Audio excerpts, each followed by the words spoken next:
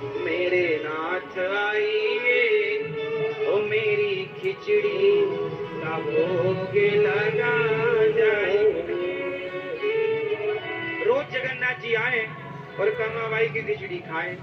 एक दिन क्या हुआ, कर्माबाई जब बूढ़ी हो गई, बहुत बूढ़ी, जर्जरता शरीर की, तो अब बेचारी वो लेट हो जाती। तो लेट हो जाती तो भगवान लेट आते। तो एक दिन भगवान ने कहा, सुनो, तुम बाद में नहा लिया करो, पहले हमें खिचड़ी खिला दो।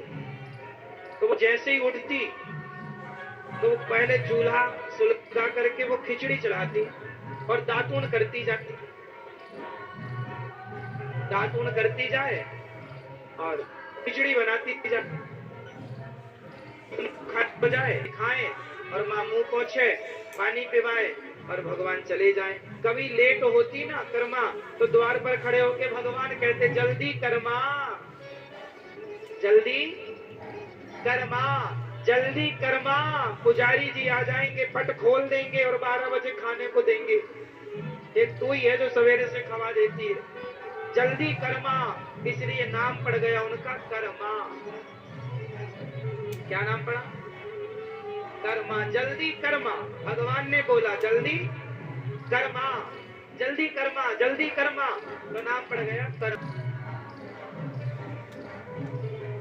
भगवान एक दिन वो रोज बिना नहाए बनाने लग गई। अब तो एक दिन नारद जी आए, नारायण नारायण, कर्मा को डांटा, ए कर्मा, तुम समझती नहीं हो, बिना नहाए भगवान को भोग लगाती हो, अरे नहा तो लिया कर कम से कम। नारद जी ने डांट लगाई तो मैया को लगा बात तो ठीक कह रहे। अब मैया गुड़ आए, वो दिया में उतना बुढ़ापे में कहाँ ठीक ठीक दिखता है, तो वो तो दिन में ही सब सूर्य आ जाए फिर वो उठे। अब नारद जी ने कहा तो उसने जैसे जैसे जल्दी उठी और नहाया, नहाने में लेट हो गई, फिर खिचड़ी बनाई, तब तक द्वारी पे भगवान आ गए, खिचड़ी बनी नहीं। भगवान ने कहा जल्दी कर्मा, जैसे जैसे कच्ची गीली उसने बना के भगवान को पवाया। अब जैसे ही भगवान खिचड़ी खा रहे थे, मंदिर में पुजारी जी आके पट खोलने वाले थे। वहां पट खोलने का टाइम हुआ मंदिर का। जैसे ही पुजारी जी ने दरवाजा खोला, जगन्नाथ जी भागे। अब वो तो यहाँ थे, अब भागे, और जब भागे तो मैया रोज खवा पिवा के मुंह पहुंचती थी, आज मुंह पहुंचना भूल गई, तो जगन्नाथ जी के मुंह में चावल का दाना लगा रह गया।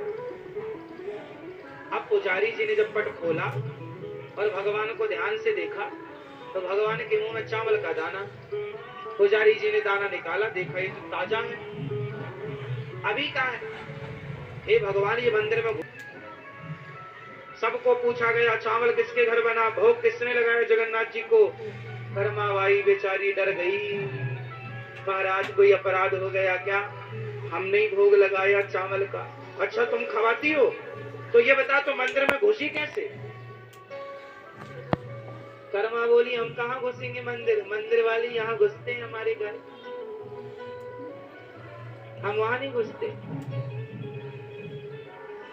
झूठ बोल रही हो तुम। हम झूठ नहीं बोलते। पुजारी जी बोले, अच्छा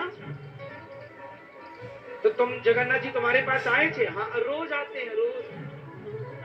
कहते हैं पुजारी जी बहुत लेट देते हैं खाना पीना, तुम अच्छी हो, जल्दी, बरसों से आ रहे हैं। पुजारी जी बोले, अच्छा कल आएंगे क्या? हाँ रोज आते हैं। पुजारी जी बोले, तुम्हारी बात सच्ची है तो कल देखते हैं। अब सारे पुजारी कर्मा का घर घेर करके देखते हैं कि झूठी बोल रही है कि सच। अब भगवान ने नारद जी को खूब डांट लगाई, क्या जरूरत थी कर्मा को बोलने की कि नहा के बनाया, हम बिना नहाए ठीक। अब भैया लो बिना नहाए वो फिर सवेरे जागी हो रही है, पानी डाला, नमक डाला, चावल डाला, खिचड़ी तैयार हो रही है। और जैसे तैयार हो तो बुलाई, जगन्नाथ आइए, मेरे नाथ आइए, मेरी खिचड़ी का भोग लगा। तो जगन्नाथ जी आए, मैया की गोद में बैठे, मैया जी खिला रहे।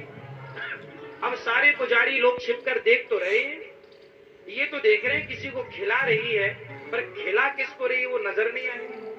पुजारी जी दौड़ के, हाँ तुमने बोला था जगन्नाथ जी को भोग लगा, कहाँ जगन्नाथ जी? मैया बोली आपको नजर नहीं आ रही, हमारी गोद में बैठे तो हैं। कर्मा मैया ने बोला जगन्नाथ जी से, प्रभु आप पुजारी जी को दिख नहीं रहे हो क्या? जगन्नाथ जी बोले हम इनके किसी इनके बाप दादों को नहीं दिखे तो इनको क्या दिखे? किसी को मैं दिखता हूँ कर्मा, सबको थोड़ी। कर्मा चरणों में गिर पड़ी, प्रभु मैं आपकी दासी प्रार्थना करती हूँ, इन पुजारी जी को दर्शन दे दो, ये आपके भक्त हैं, इन्हें दर्शन दे दो। यदि आप इन्हें दर्शन नहीं देंगे तो ये मुझे झूठा कहेंगे कि तुम झूठ बोल रही थी। कहाँ जगन्नाथ जी, हमें तो दिखे नहीं। हे प्रभु मैं झूठी पड़ जाऊंगी, मेरा भक्त झूठा ना पड़े, इसलिए